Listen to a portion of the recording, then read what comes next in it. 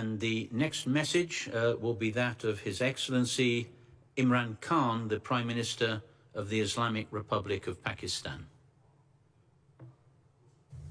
Bismillah ar-Rahman ar-Rahim. Mr. Guy Ryder,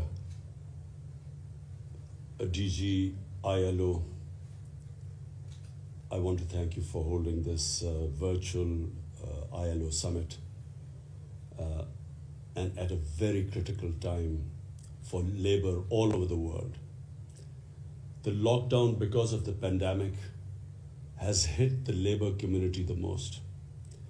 And this is why this summit is extremely important, because the issue is ongoing. The virus, the pandemic is ongoing. In some countries it's coming down and then peaking. In other countries it is still peaking. And so therefore it's very important that all of us have some sort of a combined strategy to deal with with this vulnerable section of a society, labor. I will just give you an idea of what we went through, what Pakistan went through when we imposed the lockdown to stop the spread of the virus. We were faced with this twin challenge. On the one hand, we had to deal with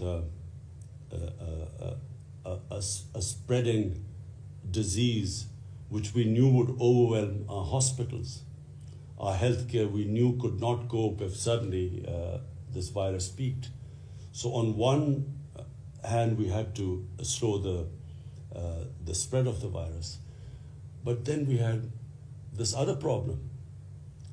What do we do with this informal part of our economy where most of people were self-employed, where the labor force was not registered, so we had no record of our labor force.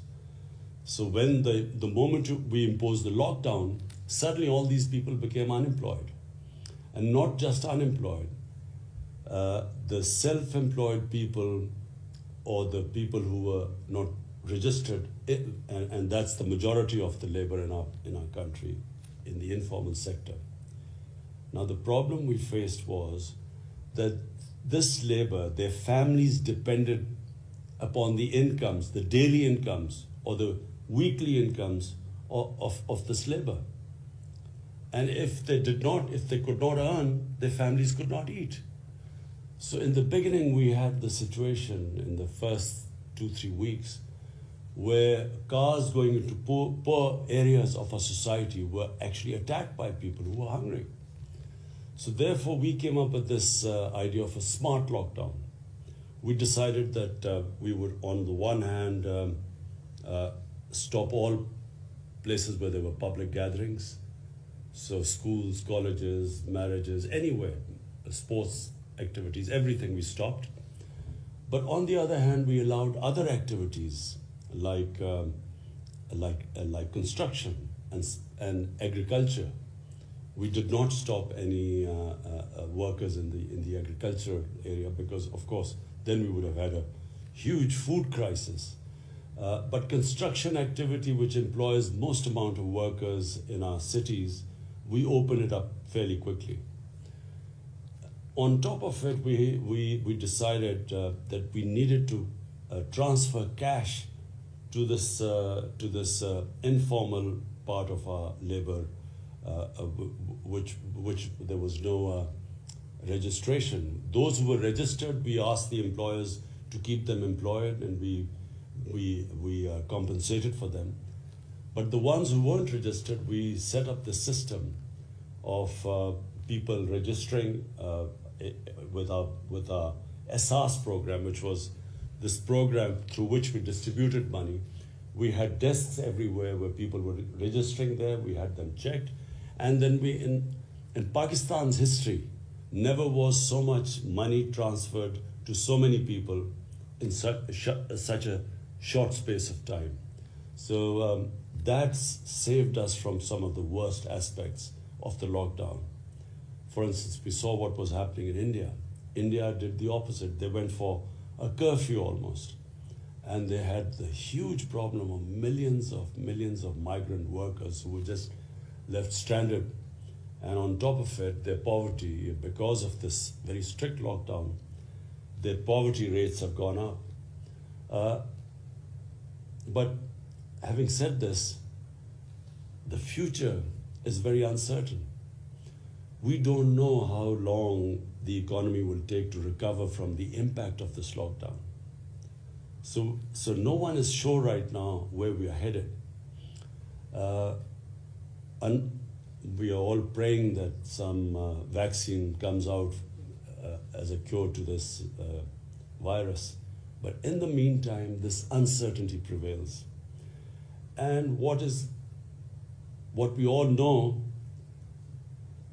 the most vulnerable section of our society remains our labor.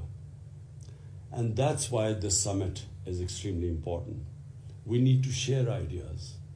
We need to have some sort of a joint strategy on protecting our labor class, our laborers who are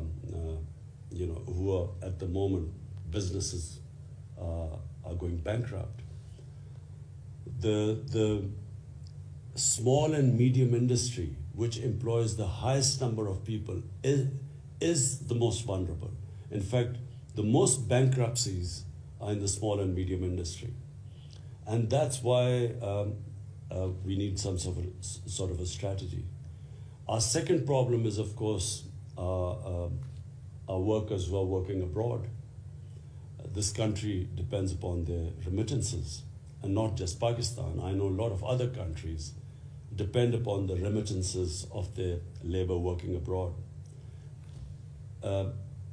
Mr. Guy Ryder, we need some strategy of how we can convince these countries to be a bit more sympathetic, even though we know all countries are facing huge problems right now. But we need them to be sympathetic to these laborers, who are working in countries which we know are facing problems. Secondly, we need some joint strategy, how we can soften the impact on laborers all over the world. So I thank you again for holding this very important conference at a very critical juncture in history as far as labor is concerned. And we would love to share ideas with other people. We would like to know what other countries are planning to do, what their experiences are. We will of course keep people other countries updated with what we are facing and what we feel the way forward is. But this conference is a beginning, I feel. After that, this constant exchange of ideas I'm sure will help all of us to help our labor. Thank you. I want to thank the Prime Minister for his contribution.